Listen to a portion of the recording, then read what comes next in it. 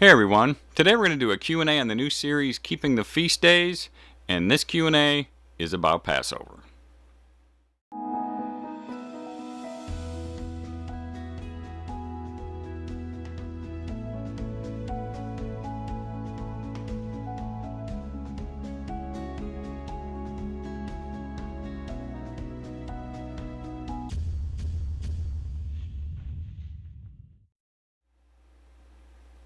Shalom everybody, and welcome to Beit Tefillah. I'm getting a lot of good questions coming in pertaining to the new video series Keeping the Feast Days, and I'm going to link the playlist to this series below. So I thought I'd do some Q&As on the different parts of the series as the questions coming in warrant it. So today let's get started with this Q&A that pertains to Passover. First question. We are not going to slaughter a lamb, but we plan on buying some lamb from the store for our Passover meal. Is this acceptable? The answer to that is there's a big problem with this idea. First of all, where was the lamb slaughtered? Because we have this commandment in Deuteronomy 16, 5-6. You are not allowed to slaughter the Passover within any of your gates which Yehovah your Elohim gives you, but at the place where Yehovah your Elohim chooses to make his name dwell, there you slaughter the Passover in the evening. And we cannot overlook the following commandments regarding the Passover lamb either. Exodus 12:5, let the lamb be a perfect one, a year-old male. Exodus 12:6, and you shall keep it until the 14th day of the same month. Then all the assembly of the congregation of Israel shall kill it between the evenings. Exodus 12:10, and do not leave of it until morning, and what remains of it until morning you are to burn with fire. Exodus 12:46, nor are you to break any bone of it. So as for buying some lamb at the store to eat at Passover, where was that lamb slaughtered? Was it slaughtered between the evenings on the 14th day? Was it slaughtered according to the laws of Torah? How old was it when it was killed? Was it a yearling? Was it without spot or blemish? And are the remains of it going to be burned up before the following morning? We have no way of knowing this with store-bought meat. Chances are the answers to all those questions are likely no, so you'd be violating 6 commandments right there by eating lamb from your grocery store for Passover. So the answer is no. Store-bought lamb is not acceptable for your Passover meal. All right, next question. This is a little confusing to me of exactly what day and what time we are to eat our Passover meal. We always ate our Passover meal on the evening of the 14th after sunset, but now I'm not so sure. Do we eat it the 14th day or the 15th day of the new month? Well, this is a great question and one that I was asked in a lot of different ways by a good many people. So for the answer, let's take note of when the Passover lamb was killed, starting with Leviticus 23, 5-6. In the first month, on the 14th day of the month, between the evenings, is the Passover to Yehovah. And on the 15th day of this month is the festival of unleavened bread to Yehovah. 7 days you eat unleavened bread. So they were to slaughter on the 14th day of the month between the evenings. So definitely on the 14th day the lamb was killed. It's a day of preparation, so it can't be a high Sabbath. You're supposed to rest on the Sabbath, but on the Passover you have to prepare the lamb, you make the unleavened bread, you do all that and get ready. Okay? Because we have to remember that the day after Passover is the high Sabbath, first day of unleavened bread. Now let's read about the original Passover and take note of when they ate it and with what. Exodus 12, 6-8. And you shall keep it up until the 14th day of the same month, and the whole assembly of the congregation of Israel shall kill it in the evening. And they shall take of the blood and strike it on the 2 side posts and on the upper doorpost of the houses, wherein they shall eat it. And they shall eat the flesh in that night, roasted with fire and unleavened bread, and with bitter herbs they shall eat it. So we're commanded to eat unleavened bread just for 1 week, and here they were commanded to eat the Passover lamb with unleavened bread. And 10 verses later it states in Exodus 12:18, in the first month, on the 14th day of the month, in the evening, you shall eat unleavened bread until the 21st day of the month in the evening. That's 7 days. So this is describing the end of the 14th day, which begins day number 15 at sunset.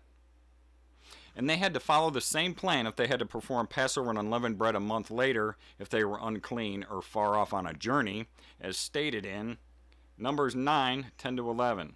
Speak to the children of Israel, saying, When any male of you or your generations is unclean for a being or is far away on a journey, he shall still perform the Passover of Yehovah.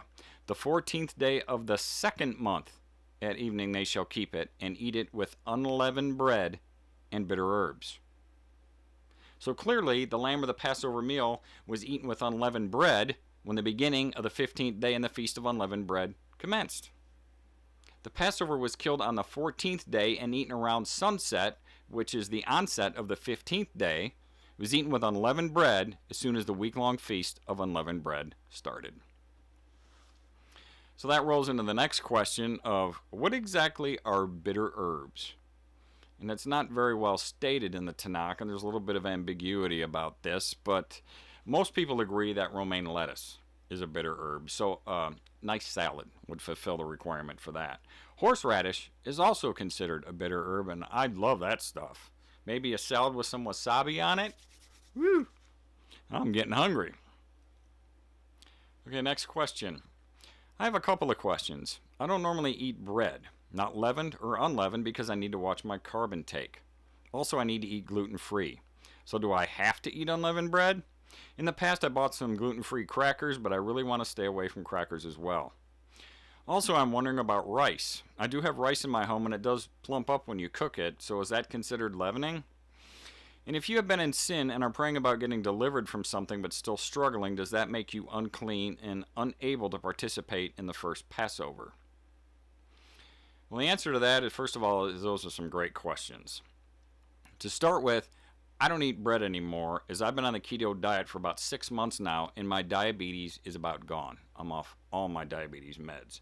So personally, I'm staying away from all major sources of carbs that I can. My wife just made our unleavened bread this year with coconut flour and almond flour. And that sounds a little bit strange, but right before I filmed this, she took it out of the oven, we let it cool, and we tried it, and it's delicious.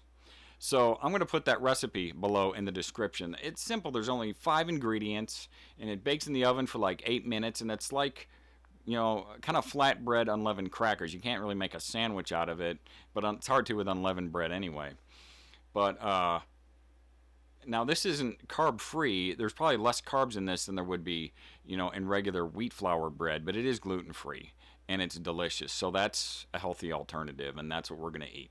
Okay? We are commanded to eat unleavened bread for 7 days, as we're told in Exodus 12:18.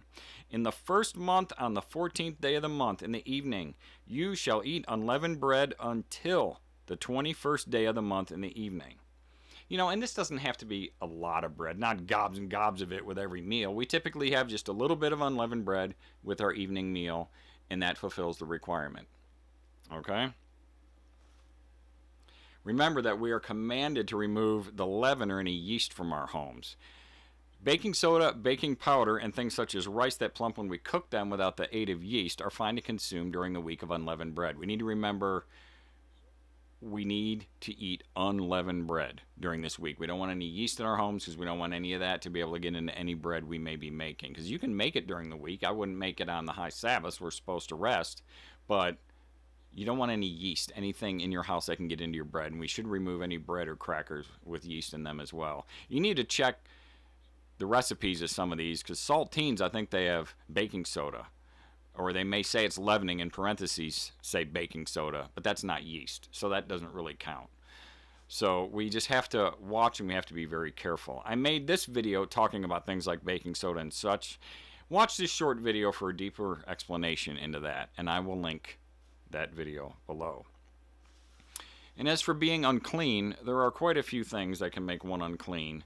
But being unclean is not a sin as long as we follow Torah and what Torah states we are to do if we become unclean. Typically it's wash with water and you shall be unclean until evening. But there's other circumstances that can make you unclean that would prevent you from partaking of the Passover. I'm going to let the viewer do some research on that. We just have to be careful that when Passover is coming, we may want to abstain from certain things or watch what we're doing that we don't become unclean and defiled for the Passover. Okay? Passover was to be done the following month if someone was unclean for a being or is far away on a journey. Doesn't really speak of sin. We're always going to have sin in our life. We hope to repent of it and not return to that, but that's not really what it's talking about when it says if you're unclean for being or is far away on a journey. Okay, so I hope I answered that well enough.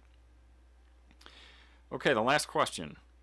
I'm a little uncertain about the proper observance of the Passover meal. Would you be willing to share what your family does? Well, the answer to that is quite simple. My family and I, we eat some other meat besides lamb due to the verse we read earlier in Deuteronomy 16, 5-6. One more time.